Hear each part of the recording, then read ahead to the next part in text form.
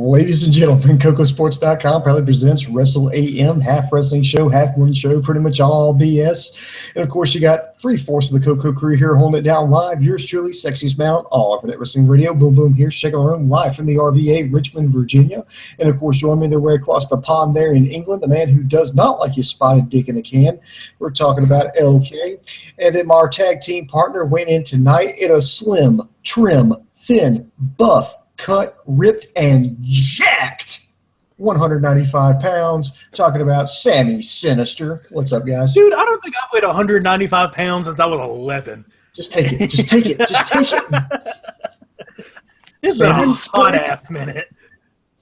Dick is actually a pretty nice dessert, if I'm going to be quite honest with you. There's nothing wrong with spotted dick. It's not an actual spotted dick. I know. It's like it's good. A fish, isn't it? There's a fish called a spotted dick. The funny thing about a spotted dick is that its whole purpose is it goes in the mouths of other bigger fish and eats all the bacteria out of it. So there's just dicks and mouths all over the ocean. Well, in England, a spotted dick is a dessert, and it's kind of like it's like a cake. It's like a crumble. It's actually really nice. Recommend it. Okay. I'd put some hot dick in my mouth. Jesus. Man, good morning, everyone. Here, well, it's time to go to Canada. Let's leave today. It's time for NXT Takeover Toronto. It's coming up this Saturday. You can watch it on the WWE Network for $9.99. And right now, unless they add any matches last second, which I doubt they'll do, they'll probably have some stuff beforehand to tape for NXT. For the regular show, but they've only got 5 matches here promoted for the special event. So we're going to do a little bit of a predictions and preview. So I'm going to run down the entire card here, and I'm going in no particular order. So, ladies and gentlemen, do not look too much into this. So first thing I'm going to start out with here is the NXT Tag Team titles will be on the line. The first ever and only, actually, yeah, they're the only two-time champions in the company's history. The Revival, Scott Dawson and Dash Wilder. They are 2-time NXT Tag Team Champions. They're taking on Team DIY. That's Johnny Gargano and Tommaso Ciampa.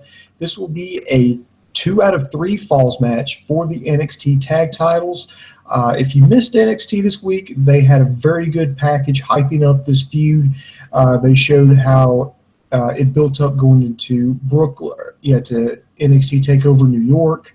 It showed how that match ended, how the feud carried on the weeks following, including the most recent encounter where arguably the Revival cost DIY a shot in the finals at the Dusty Rhodes Tag Team Classic. So the titles will be on the line, 2 out of 3 falls. Sammy, since we haven't seen you in a while, we're going to go ahead and start out with you. What is your prediction for this? Oh, hey, we're just going to go down to the Tim Hortons, and then we're just going to go play a little kind of stick with the burnt biscuit, That's my Canadian.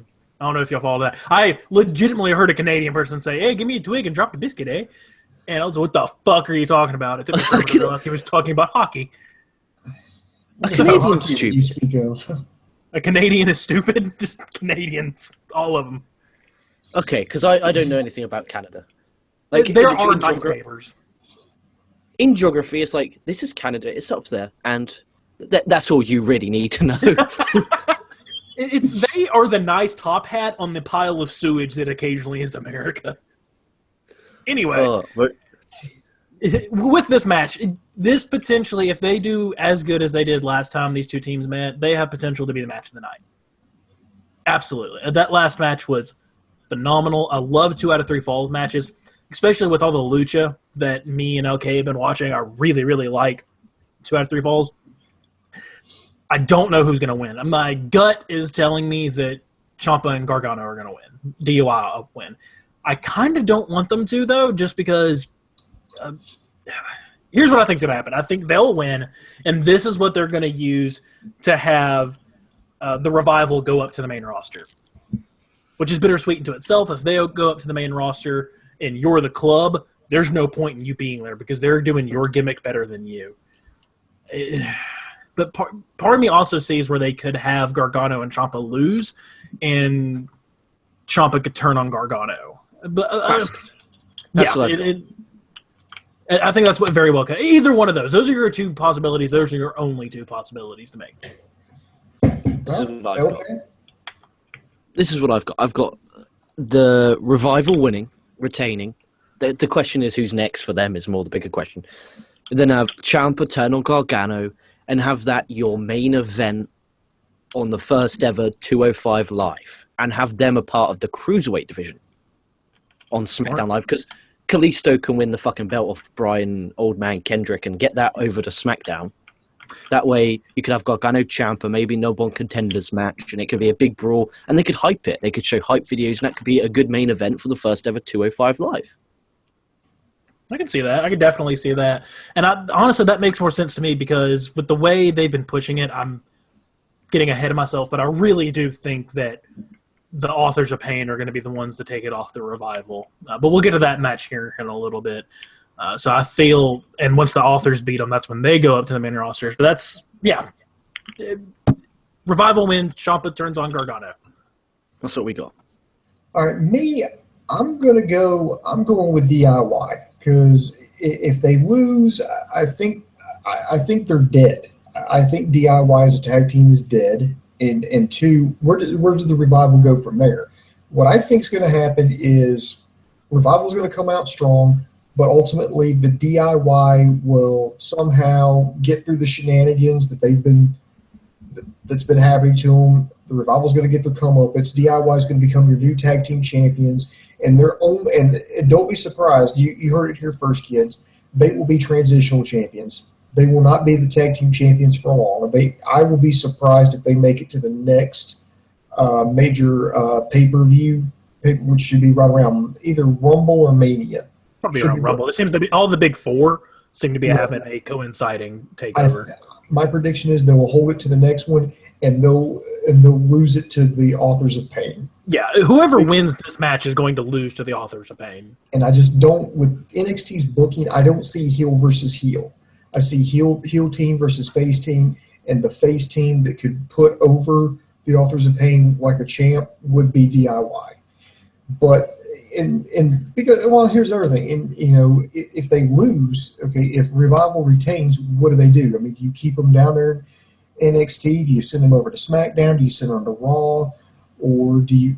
I mean, how much longer do you keep them down there? I mean, there's some guys there, unfortunately, I feel like they're lifers, but what do you do with the Revival if they retain? Part of me keeps them there just because I think it's completely fair to have NXT as a brand and have people that are NXT people, but it's clear that you're getting a big pay raise when you go up to the main roster. So I want to go see them go up to the main roster just A, because they fucking deserve it, and they're probably the best tag team in the world right now. And B, just because you just want to see them succeed. You want to see them get more money in their pocket. But I don't know. This one has a lot of different ways it could play out. Okay. Oh, by the way, and this will be like I guess kind of like a tiebreaker question. Anybody want to take a stab at the order of the falls? Revival, DIY. Okay, you're both going to get the same thing because typically speaking, unless they turn everything on their ear, typically what happens is the team who's going to lose gets the first fall. Typically. Now, I know NXT takes little things like that and turns it on its head. I guess to me it would make sense to have Revival, DIY, but I could see them fucking with everybody's heads and go DIY, Revival, DIY. I'm going Revival to win. I've got it highlighted. I'm going for Revival to win, and then I have Revival versus a TM6-1 and the next big one. You think? Let's go ahead and go to that next match then, because I'll go right into this. So it's going to be TM6-1 or whatever the fucking weird Pokemon shit that they are versus the Author of Pain in the final of the Dusty Rhodes Classic Tag Team Tournament. What do you think, Booms? You start off this one.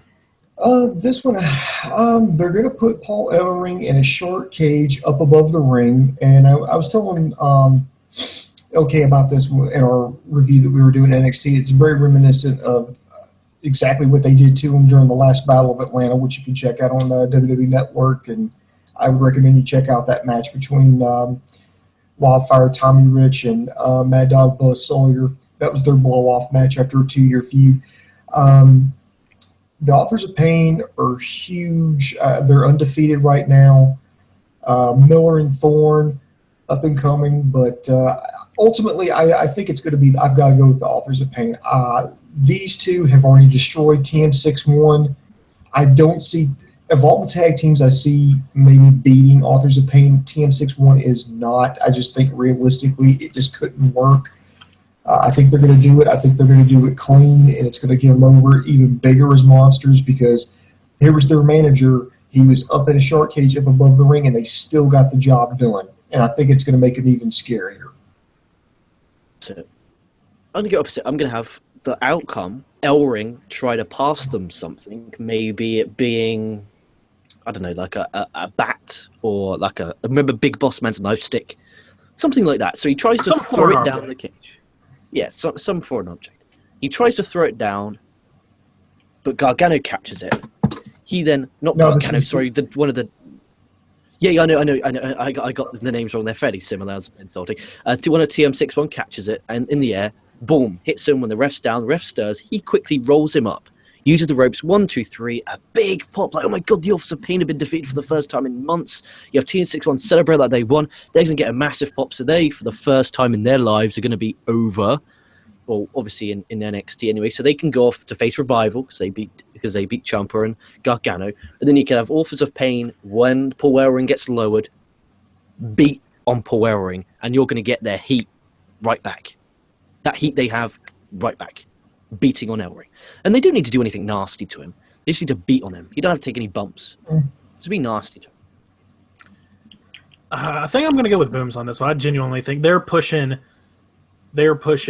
Authors of Pain way too hard, and I just don't see anything out of TM61 or whatever the hell their name is. Exactly. I'm never going to get their name right. I'm never going to see anything. And I totally get your point, and that would be a big upset. But I just don't – I mean, I guess they're in the finals, so I could say they have faith in them there, but I just haven't seen anything out of them. I wasn't a huge fan of them in Japan, truth be told. Well, that and who do you think would benefit more from winning the tag team tournament?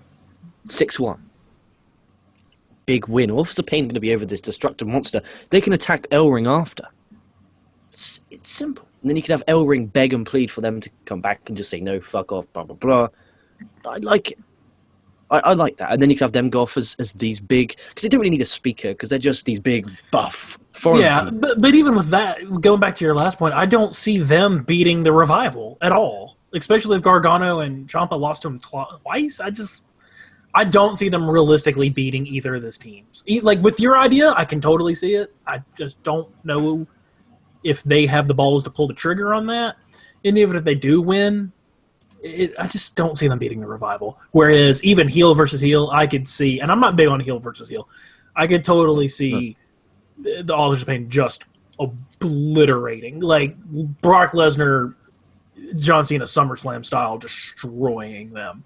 And becoming the new champions, and then being your monster champions until that underdog can come up from there, and then maybe 6-1 from there. I just think it's too early to give a loss to the Authors of Pain. I think they need to be undefeated minimal a year. But you're protecting them because they're not clear-cut losing. They're getting a foreign object handed to them, which causes the upset victory. Like, you're not having TM61 hit like a 720 splash and get the win. It's a roll-up.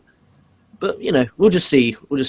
And it's good with NXT because it's not like if when we did the Survivor Series preview, it's going to be like, oh, W sucks. They're going to just do the obvious. Whereas here, it's like something different. All right, I should mention over here in the comments, Mike Ashman, he's just said he will be at TakeOver in Toronto. And he says he's trying to score an extra Survivor Series ticket as well as it works well under $200 for NXT and Survivor Series lower bowl seats to steal and take the Godson out for his first WWE experience. Awesome. I'm expecting a big KocoSports banner. Just a banner. Not a sign. I don't mean a sign. I mean a banner. Like a boof. Like the whole, like a fucking flag. The whole. Row. I don't want. The fucking people 16 rows behind you can't see shit from you just waving that bitch. And we will send you a T-shirt. I will buy you a T-shirt if you do that. All right, next match here, and again, we're doing this in no particular order. We have the Perfect 10, Ty Dillinger, taking on Glorious. I am so happy Ty Dillinger is getting a program. Glorious. Bobby Roode. You know what, Sammy, you're the one most fired up about this. What are your thoughts on this?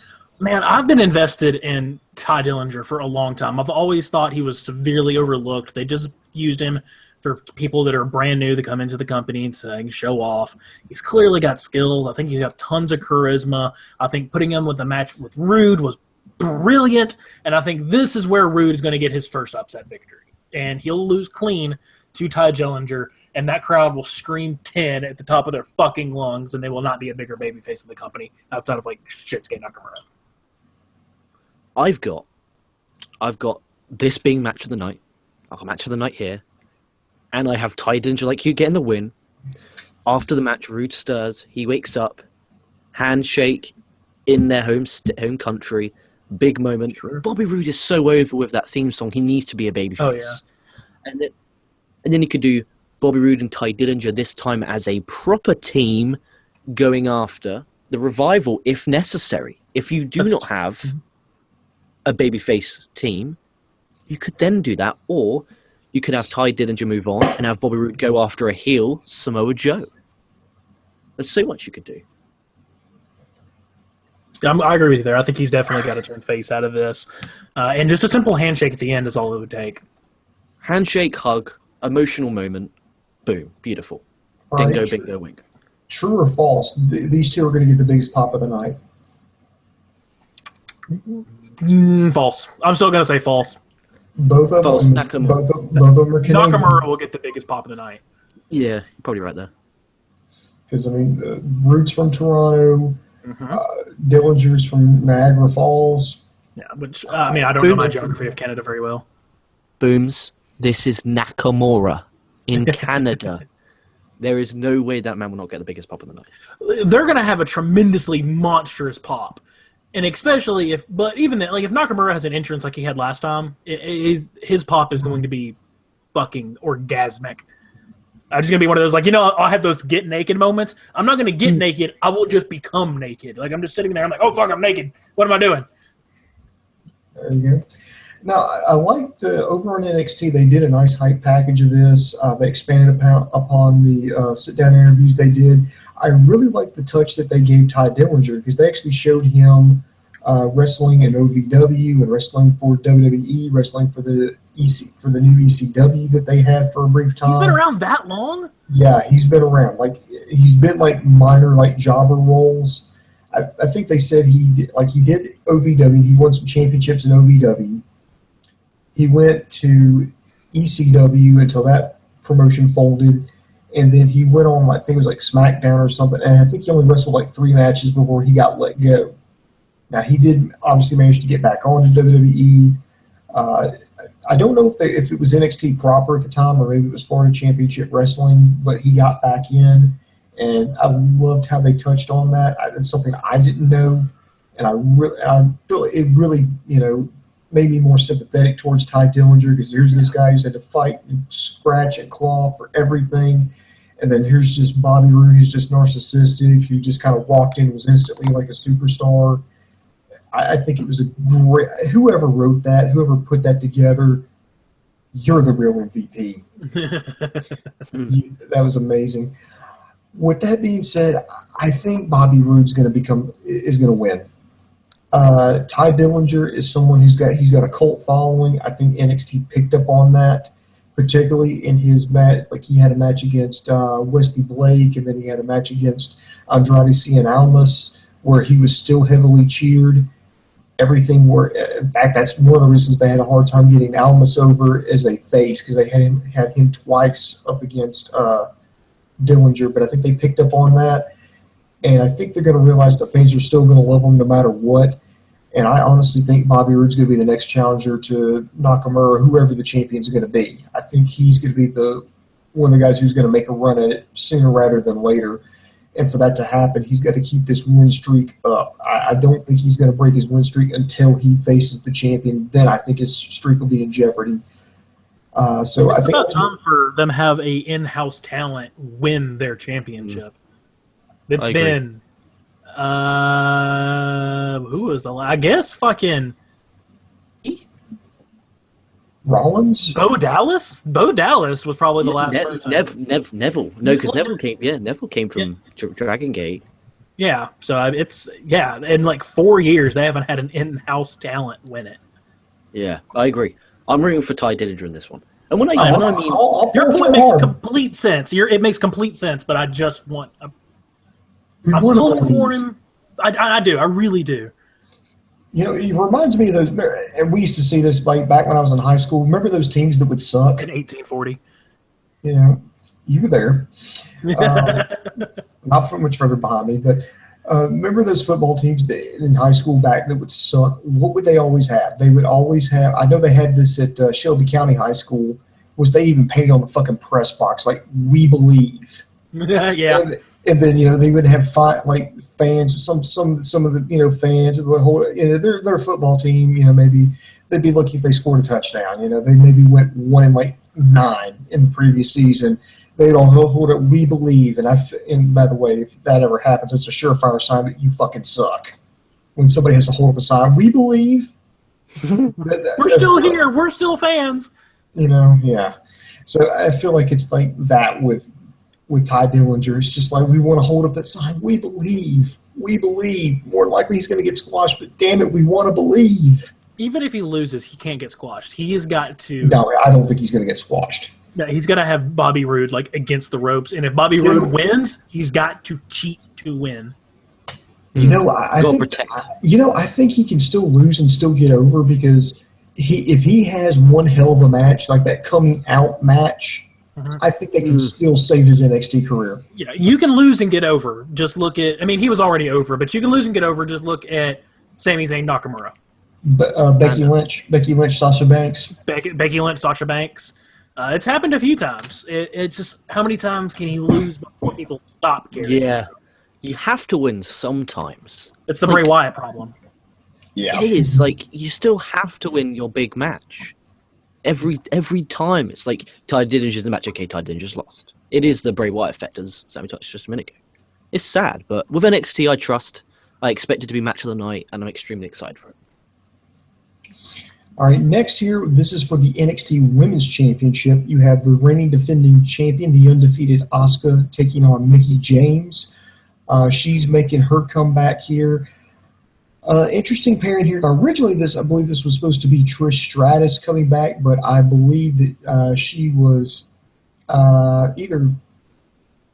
No, I think she's actually pregnant, so I don't think that's why she can't do that. But Mickie James was available.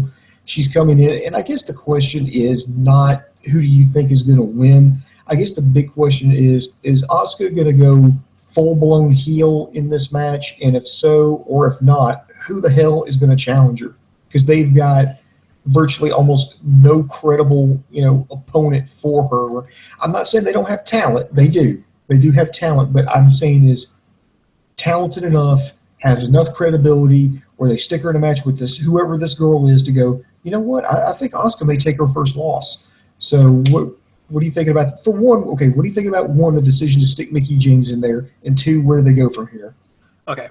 Sticking Mickie James in there is a bad idea. I don't like that idea at all. I'm just not big on legend matches like that, and I was never a big Mickie James fan to begin with. I never thought she was that good.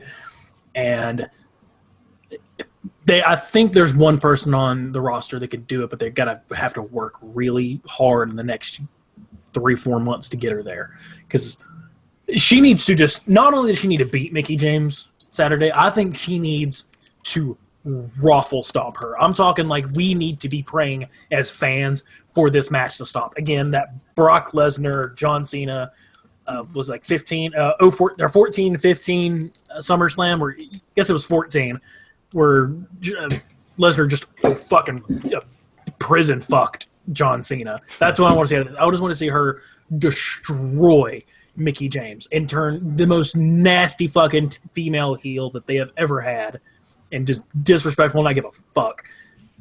And then you really need to start playing up and using Ember Moon more. because that's the only person I see that could potentially beat her. I like the character. I like her work. She's got to stop doing that god-awful yipping thing that I hate so much. But you could build it up with her as like she's an underdog. She's a superhero. She's your dark Avenger. She's the one that's going to come take away the belt away from the evil person and bring it not back to just herself, but bring it back to NXT. And that's, if I'm Asuka, that's what I do. It's like, I'm a nasty heel, and like, I'm above you people. Like, fuck your organization. I have your belt. You pay me, and I'll come destroy anybody you can send at me. She doesn't have the verbal skills to be able to say that, but that's how I want to see this get done. What about you? Yeah, will. And I think Asuka will win. I will be so shocked if James wins. I'd be pissed, because that's a bad decision. That is a bad decision. James, on the other hand, unlike you, I like Mickie James. I hope we get to hear the song Hardcore Country. From her, I think it was a 2013 album, Someone's Gonna Pay. No, here's actually a funny story. She was actually offering, like, she was taking, like, I think this was before Kickstarter, but I think she was, like, taking donations. And if it was like one of those, if you donated so much money, you would get a credit for the CD. And I was like, well, what if I sent her $10,000 not to make the album? I remember when she did it on a live episode of Impact, and it was so horrible. I mean, she could have that song if she wants. She could have that. She owns that song. So I hope I do get to hear it, because I find it very, very amusing. And the man's in the back like, hardcore. It's just fucking... So it's that legendary. I actually have it written on my notes here, hardcore country. But I think Asuka will and should get the win. If not, there'll be a travesty.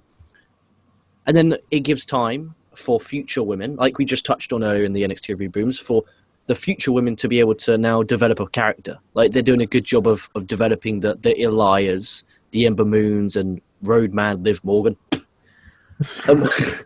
And on a conference call, which I listened to from, I think it was Wrestling Inc. Now, I don't actually hate them. And Wrestling Inc. had on their YouTube channel as a Triple H conference call. And he said that, they didn't try to get Trish Stratus. Mickie James was the original plan. And B, the reason why they did it is because, just touched on, it gives time, for the future of the NXT Women's Division to kind of build itself up to then be at the level of Asuka, because obviously everyone moved up at once. So I like that. And I'm looking forward to it. We just pray that there's no Mickie James singing involved, and we'll be okay. Yeah, obviously Asuka's going to win here. I kind of don't necessarily mind, them bringing in like a legend for her to face, because, right now there's just not enough credibility on the rest of the female roster to warrant this pay-per-view match, at least for the championship. The only other way that you could book this to where I would feel like, well, maybe Asuka could lose this one, is if it was a handicap match. If it was like Billie Kay and Peyton Royce taking on Asuka in a 2-on-1 handicap match, then okay, she could beat anybody. Could she beat two women? Can she? That's the only thing going.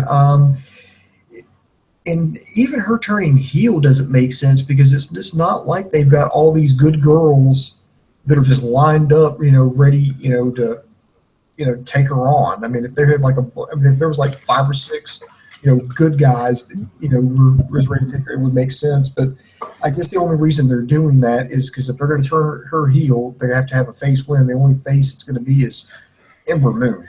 I think that they're grooming her to be the next big superstar. And I wonder this: if Asuka loses, are they going to go ahead and yank her up to the main roster? That's the only reason she should lose, and it's a shitty reason for her to lose. I think if I'm WWE, I introduce her to the main roster the same way Kevin Owens was, as still the champion, and then slowly take it off of her, is what I would do, because she is just a fucking force of nature at this point in time. That is the only reason Mickie James should beat her, is if she is going directly to the main roster. There's one other, That's not even a reason. There's one other option. There's one other option they can use, and they've done it before, and I think it's a cop-out, but it's like what they did with Paige. Remember, they had Paige debut after Mania and beat AJ Lee, and she was a dual champion. She was the Divas champion and the NXT Women's champion, and so she had to relinquish the NXT Women's Championship in order to, because she had to go fulfill her obligations as the Divas Champion. Now, with Asuka's character, that would totally make sense. Nobody could beat her. I mean, she went into NXT undefeated. She became the champion. Nobody could beat her, so she got called up to the main roster. Nobody could beat her, so she had to relinquish the title. It would make sense for her character, but it's also a cop-out. Dude, can we not mention that whore's name on this show once more, please? She's no longer... Yeah, she went full-on white trash. I don't know what happened to her. She got Alberto Dorito inside of her and just went fucking full white trash. Roll Tide, Bud Light, NASCAR, turn to the left. Do you know what Paige is doing right now? Paige is currently in Mexico building the wall. That's happened to you, Paige. Just stay here and suffer with Brexit with us. There you go. There you go. That's how you encourage people to build the wall. It's like, hey, if you build the wall, you don't have to see Paige anymore. Dude, sign me up. I'll pay. We'll show up there. We'll show up there Monday morning. All right, give us some bricks. I ain't gonna see that fucking bitch again. Ah, fuck this. And I know wrestling's a way to get away from this politics bullshit, but is he actually going through with making the Mexicans build a wall and make them pay for it, or is that just a joke and a conspiracy? He's not gonna fucking go through. We'll find out. He won't. He's doing. I'll touch on this real quick, and then we'll get back to wrestling. He's doing exactly what I fucking said a year ago, which is he will say whatever he needs to say to get elected, and then once he's elected, he'll go, okay, now here's what we're really going to do. We're going to do economic reform. Cool. He's not going to build a fucking wall. It's a gimmick. It's a gimmick, and he pulled the string. It was the way to get heat. And also, this may sicken a lot of people, but what he said, lots of people would agree on. Because it's not it's not politically correct to do that, and if people don't pay attention, like, oh, Donald Trump, I've seen him do all these crazy gimmicks. It's a gimmick. He won because he was a gimmick. Pretty much. But let's get back to fucking wrestling. That is another show for another time.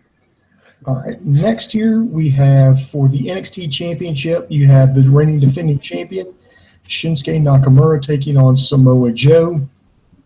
This will be one hell of a rematch. Of course, this one's just like a blood feud.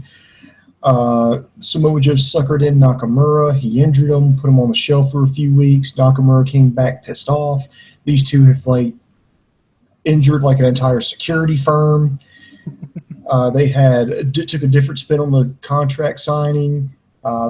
So interested to see this. If you guys will indulge me here, I'd like to start off on this one because here's how I think this is going to play out. I know I've heard that there are no plans to move up Shinsuke Nakamura anytime soon, which I think is kind of sad. But I think he's doing so well for NXT. He's a big draw. He's selling tons of merchandise. So in a way, I can understand why they want to keep him on there just a little bit longer, especially right now with the state of NXT and how they are right now. They need that huge name because with all due respect, Austin Aries and Bobby Roode, they're not going to sell as many tickets as goddamn Shinsuke Nakamura. No. It's a fact. I can't go to any event. Every event I've been to and every event I have watched, there are King of Strong style shirts everywhere. So that pop when he makes it up to the main roster is going to be yes, it is. Astronomical. Yes, it is. And so he's going to be in there against Samoa Joe, and I've straight up got Nakamura retaining, but it's what's going to happen next is what I think is going to be interesting because if I was booking it, here's what I would do. As soon as Nakamura wins, and he's going to win, he needs to lay out Samoa Joe with a Kinshasa. He needs to absolutely just fucking cold cock him, just leave him there staring at the lights. He gets done, he holds up his championship, he walks out to the ring, and there's Samoa Joe still laid out, and there's trainers working on him. He starts to come to William Regal's music hit. He comes out there, and he says that, the only reason you got this match is because, not only did Shinsuke Nakamura request it, he begged for this match. So I bit my tongue the entire time, and I let this happen because the champion wanted this to happen. I also let this happen because whether I like you or not, yes, you were the former champion. You lost. You were owed a rematch. I fulfilled my obligations, but after your actions at the contract signing against the NXT champion, against the Elite Twins, against Dan Matha, I can't have this anymore. You're fired. I would kayfabe fire him, and then boom, I would stick Samoa Joe. I would have him show up on Raw the next night. No, he doesn't show up on Raw the next night. This is how I see this going down. And let's theoretically take your whole thing. Now, I've said this on a video before, but I'm going to re-say it again. I know LK's heard this. You do that, and then you could start it tonight. You could start it Sunday night with Survivor Series, because there's hints of that feud between Brock Lesnar and Shane McMahon, which is stupid. It's a terrible idea, unless build that up for a little while, maybe a month or so, and have him tack Shane again, and finally Shane be like, I'm fucking tired of this. It's over. I'm finishing this. And then have Shane show up one night and be like, you know what? I know you could destroy me. You're Brock Lesnar. You could kill me, but Monday Night Raw isn't the only place that has monsters. And then have him just walk away, and everyone's like, huh? What? Okay. And the next night be like, you know what? You are going to have a match at SummerSlam. Or SummerSlam. You're going to have a match wherever it is. I'd honestly say Mania. You're going to have a match at Mania. And it's going to be a big match, but you're not fighting me. You're fighting him. Then Samoa Joe comes out. Because Samoa Joe is the only person I can realistically see beating Brock Lesnar.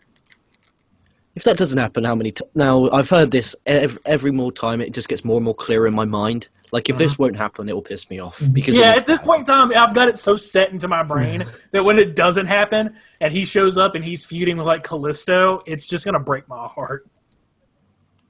This is what I've got. And before I got what my prediction is, out of every match on the card, surprisingly, this is the match that least excites me. Don't know why. Maybe because we've seen it 18 times. But being honest, hand on heart, this match is the least interesting match to me. Shocking, but it is. I have Joe winning. Okay, at Rumble, you have Joe versus Ty, as Ty beat Bobby Roode. Joe versus Ty for the NXT title. And then you have announced Nakamura entering the Rumble. Because then you have the build to the Rumble, having Nakamura's main roster debut. And think about it, if he wins, even if he doesn't win, who's he going to sign? He's going to sign with SmackDown? He's going to sign for Raw? That way you could then promote Raw the next night by saying, look, during the Royal Rumble pre-show or the main show, have the fucking commissioner, Stephanie Mann, say, we've been in talks with Nakamura. Then have Shane say, we've been in talks with Shinsuke Nakamura. And then he's there like, we'll see. And then it'll be like some fucking awesome moment. And I just think that they should do that. Get the belt off him, move him up, announce him for the Rumble, have him be on both Raw and SmackDown going into the Rumble. Main audience knows. You could build a Nakamura Lesnar match. You could have a Nakamura Lesnar revenge match. Oh, that'd be brilliant. Both of these are so good that when they don't happen, I'm going to be disappointed. I do think Nakamura is going to win. I think he'll win clean. It'll be hard-hitting. It's going to be awesome. It'll probably be one of the best matches of the night. What really sucks for Samoa Joe is his entire tenure there. Every title match he has been in has been really fucking good. It just so happens on each of those nights there was another match that was magic. Pure fucking magic.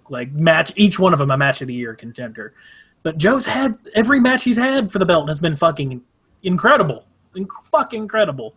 So I really hope this is the match where no one else is able to steal their thunder, and you get to see how good a Shinsuke Nakamura Samoa Joe match can be. Hey, I want to come on here and say, look, Nakamura and Joe, I was wrong, and it fucking impressed me, and it was great. But out of everything we talked about, I'm the least excited about it, which is a shame. Mm-hmm. There is one more match to talk about, isn't there? No, that's everything. Almas has got a match, doesn't he, with Cedric? No. That happened tonight. Was that tonight? Well, fuck. Let's say I haven't watched tonight. I was watching Lucha Underground. Don't tell me what happens. I'm not going to tell you. I'm not going to tell you what happens. You better not. You better so not. At the very end, right, there's two people that... I'm just fucking with you. I'm excited for Lucha Underground. I'm excited for it. You should be. God, excited. I got jitters. Dude, it's Aztec Warfare. I fucking love Aztec Warfare. I just wish there was more people. I wish that was a 2-hour show and it was 30 people, and I wish that Ultima Lucha was 2 hours and live. Money, isn't it? The dollar. You know, honestly, do you want to take a stab at what, like, because usually what happens is when they do these takeover deals, is like for an hour they'll have like one or two. They'll have like 2 bonus matches that they'll do before they go live, which will air the next week on NXT. You might want to take a stab at what those matches could be. Ember Moon versus Billy Kay, and Elias Sampson versus Cedric Alexander. I reckon Ember Moon, the 6 women's tag we talked about, Booms, on the NXT show. So Ember Moon, Roadman, Liv Morgan, and Aliyah versus Royce, Kay, and Rose. And Andrade Almas versus a babyface.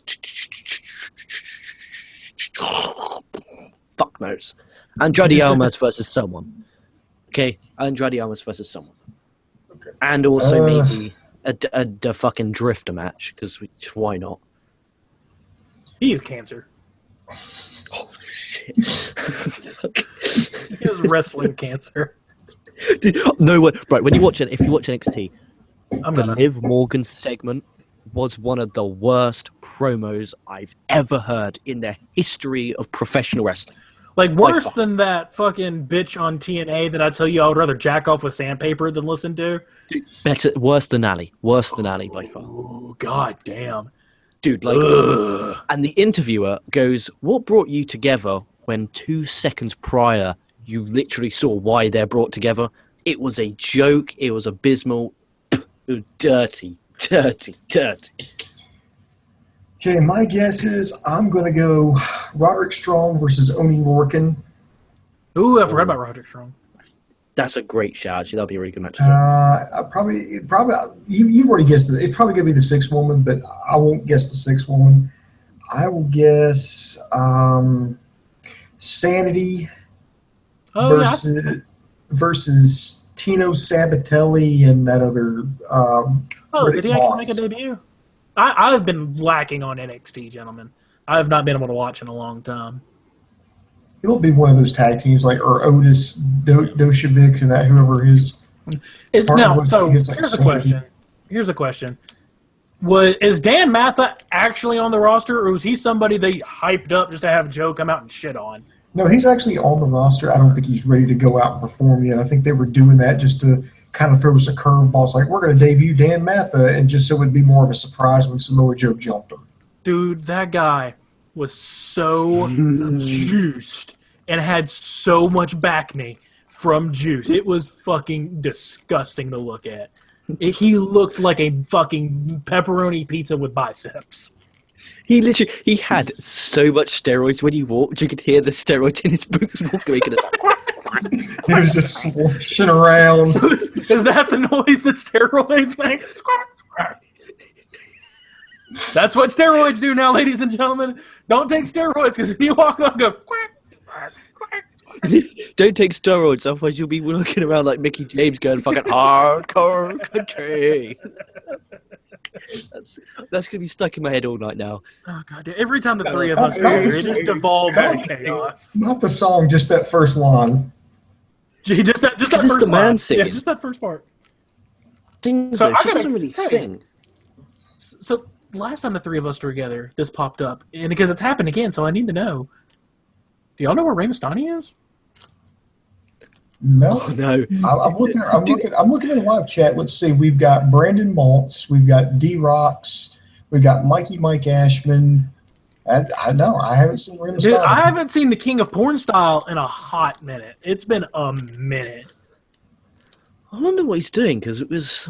He's probably sitting in a room by himself and a fan spinning overhead, staring at a wall, drinking room temperature milk in his boxers. Just maybe he was from Mexico and he's building the wall. I don't want to see Paige either, and I'm the King of Porn Style. Just build the fucking wall. Doing it to Nakamura's entrance.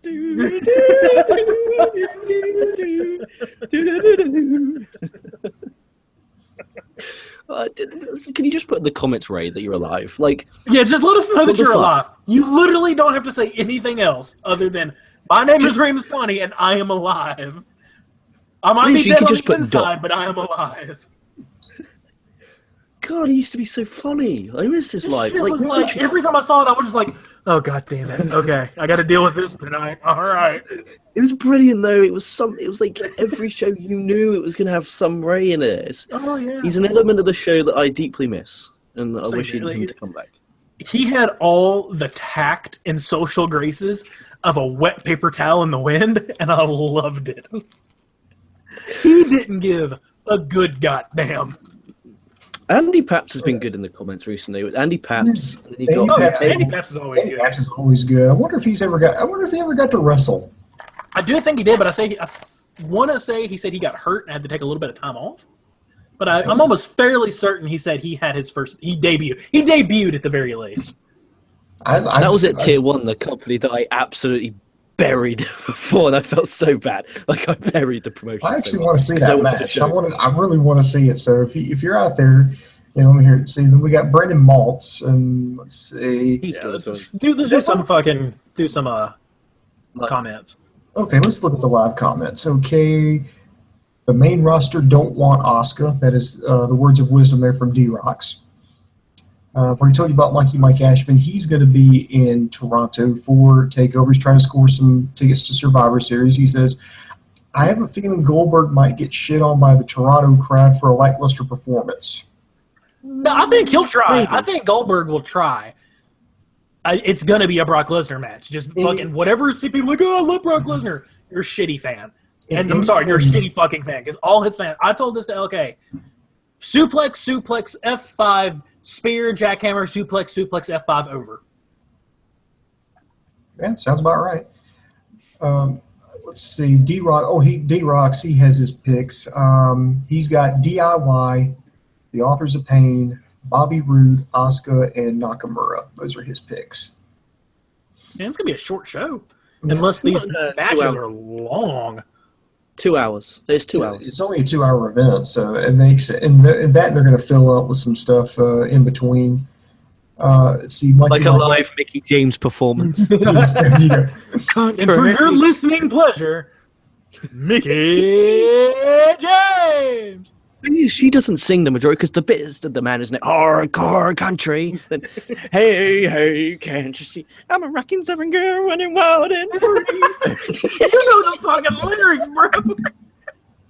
You know the lyrics. I'm willing to venture you know the rest of them. Actually, odd fact, I think Mickie James actually. Well, I don't think she lives here now, but she's actually from around my neck of the woods down here in Richmond. Really? Yeah. Did me and her need to do a live performance live on air? Yes, I'll do the male. She could do the female first. There you go. Let's see. Mike Ashman says, I know my people. Brock and Goldberg can't half-ass this match or the people will riot. Oh, yeah. Yeah, anything's going to be. But if they try anything better than the effort they put in at WrestleMania 20, they'll be fine. Yeah, that was garbage. They've got to genuinely fucking try. What? You got something on your head? Yeah, it's my little dwarf man. I found him, and I'd lost him for like a year, and I was like, hey, look, my dwarf. NXT. Oh, okay. Mike Ashman says NXT. I feel will be the stronger show out of the two major events. Yeah. I don't think there's any fucking denying that. Yeah, usually TakeOver is. Yeah, I don't think there's been an instance yet where TakeOver wasn't as good as its sister show. And D-Rock says, if you want to see how good Ember Moon is, go to Shimmer's YouTube page. I've seen some stuff over there. She's pretty damn talented. Yeah. Hey. Speaking of that, okay, didn't you review a Shimmer event recently? I did Shine. Sorry. I reviewed Shine, not Shimmer. Sorry, you bastard. Sorry. That was. I feel so. That. Don't let facts get in the way of a good story. No, I reviewed Shimmer. It was really good. Now Shine's pretty much Shimmer. I feel like a douche now. You should go sit in the corner and reflect negatively upon yourself. How dare you assume those girls' genders? in that corner listen to hardcore country. Like he's gonna listen to that, and by the time he comes back around, he'll be like, "Hey y'all, how y'all doing? You want some sweet tea, Bud Light, NASCAR Roll Tide?" Brilliant! It's just every 5 sentences he just shouts hardcore country. And the song doesn't even make sense because she's not hardcore. No, I mean, hell, I've already told LK if he comes over here to the States and hangs out with me, there's 2 places I'm taking. I'm taking him to the Waffle House, and then I'm taking him to go get barbecue. Oh yeah, barbecue. Bass Pro Shop. Take him to a Bass Pro Shop. Oh, okay, Bass Pro Shop.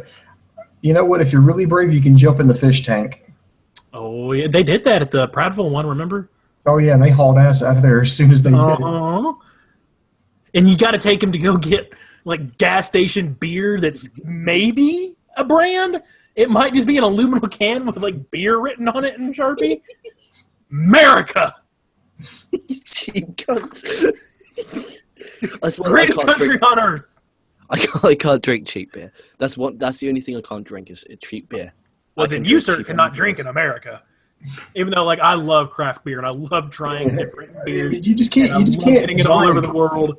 But at the end of the day, my poor Roll Tide white trash heart drinks Miller High Life because it's the best, worst beer money can buy. It's the champagne of beer, sir. It is the champagne of beers, goddammit. I feel fancy as fuck drinking it. By the 5th one, at least. You can't just drink cheap beer. You have to drink it out of a red Solo cup. It's got to be out of a red Solo cup. And there's got to be some girl that is sloshed fucking stupid drunk leaning out of a window going, "I just smoked the wrong side of a cigarette."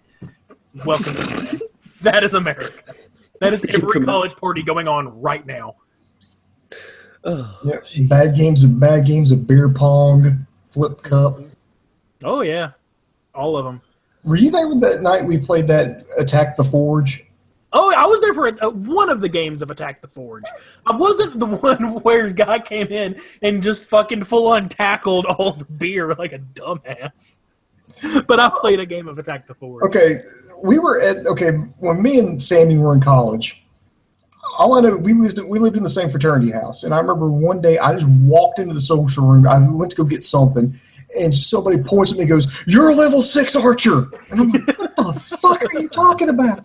And they were making up this game because the party guys were kind of giving the guys who lived in the house, there were some guys, this is back when World of Warcraft first came out, and it was huge. So we had several guys, they would go back in the rooms, and we all had the same server, so they would party up, and they would play World of Warcraft on there. And so the party guys were like, no, we want these guys to get out of the rooms. We want them to party. So they decided to make up because they could hear them in the back. Okay, we need to attack the forge here. Oh, God damn it, it's regenerating. Son of a bitch. And they're screaming at each other back and forth. So finally, they bought beer and they stacked it up into a pyramid. 10 cases of beer. 10 cases. That's a lot of money. Which is 20. There are 24. No. It was not a lot of money. It was a lot of money. No, not the stuff we were drinking. And we were 3D. We would make a triangle of maybe 10 beers, and then put some beer on top of it. And we made these 2 huge stacks. And they were making, and it was making you're a level 4 assassin, you're a level 9 monk. Just what it was making this shit up. And the whole idea was, you went over to this pyramid, you took a beer off the top, you had to go back to this area where we put some electrical tape on the ground, you had to open your beer and drink your beer, and then when you were done you had to go back over there and put the empty can down, grab another beer, and the whole idea was to finish off your pyramid. And then five cases of beer apiece. But the funny thing was, when other people would come into the party, they didn't know what the fuck was going on, so they would be coming in with a case of beer. They'd be like, "Oh no, the Forge just cast a spell of regeneration," and they would take the beer out of that case and put it back on top of the pyramid. That's brilliant. Oh yeah, the best game we ever played was the drink the beer faster than you game. That was one we played quite often. No one wins that game. No one wins. No, Jesus Christ, this has devolved into chaos. Let's wrap this bullshit up. Jeez. Welcome to America. We'll bring you over here. Now, mind you, you'll eat the barbecue and be like, "This is the greatest fucking thing I've ever had in my entire life." And then we'll get you sloshed and take you to Waffle House and you'll be like, "No, this is the greatest thing I've ever had in my entire life." And then you'll wake up tomorrow and be like, "God damn, that beer was awful." Yeah, taste of it. Gross. That I should feed him some nanner pudding. Oh, I love it's barbecue. They've got banana pudding. Yeah, chances are they have both. I love banana. What is this? This is a mess. This is a mess. This is a mess. You just need to do the reverse to us one day. Come back and just be like, I want to bring you to England. We're going to get you fish and chips in the puppy cart and go to the Fluosaur and go see the Hitchcock. You got me singing hardcore country for 5 minutes. We got you guys over there talking about when you were 19, 20 years ago.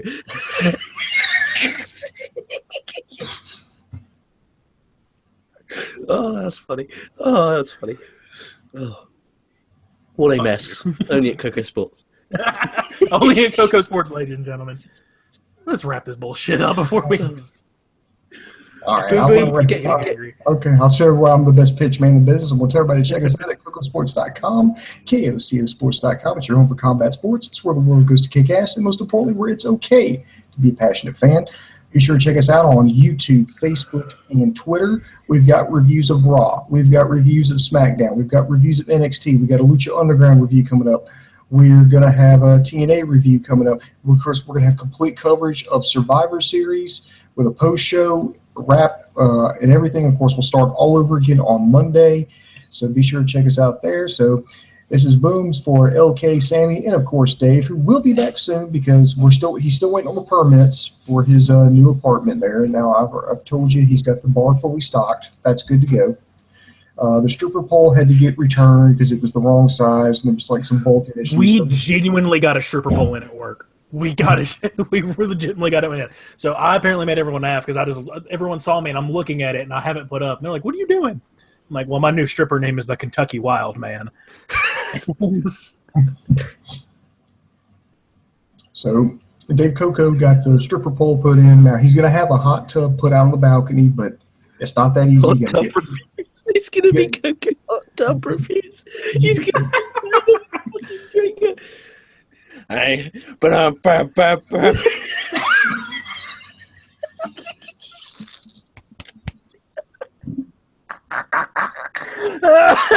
we love you. Oh God, we love you, Koco. I promise you're one of our favorites. Like 3 people get this joke here. Like the viewership just went. Yeah, just.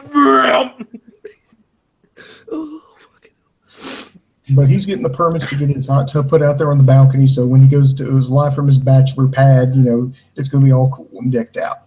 So that's going to do it for us. So good night, everybody. The boom just went bang, and I am out.